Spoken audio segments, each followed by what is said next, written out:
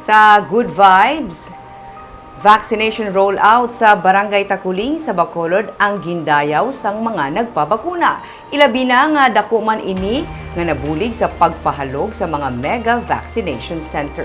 Yaring report ni Nico Delfin. Nagpaupod siya bata nga lalaking 73 anyos nga si Corazon Misaya para sa iya schedule nga magpabakuna sa vaccination center sang Barangay Takuling kaina sang aga. Iya ginkalipay nga wala na maglawig ang iya paghulat para mabakunahan. O hapos lang, jutay lang ang minutos. Wala lang dugaya, tapos na po, tiga pahulat, pahunay-hunay na lang to. Ginakulbaan man una si Sofia Arzaga nga magpabakuna, pero nadula ang iya kakulba sa buligman sa mga barangay staff kag mga nurses sa vaccination center. Ano masiling mo? Pataway lang sa ano kay ti Aramis Kapitan.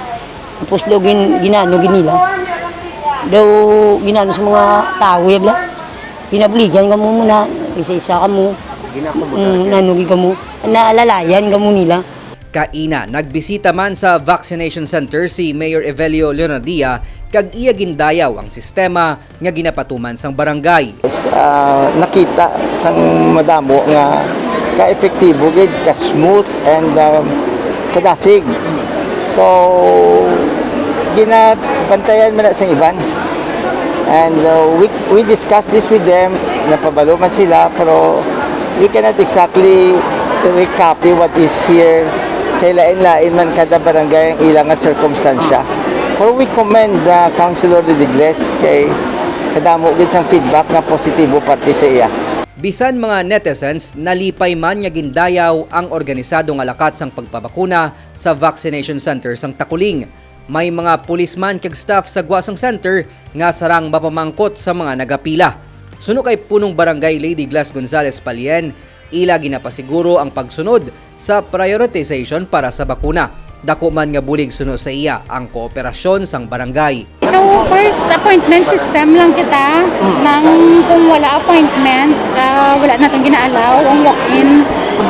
So gina-text man sila based on the registration na ginano nila. Pero gina-anticipar namon nga kung mag-abot ng volume, pwede kita kadugang. Kag pati kami nga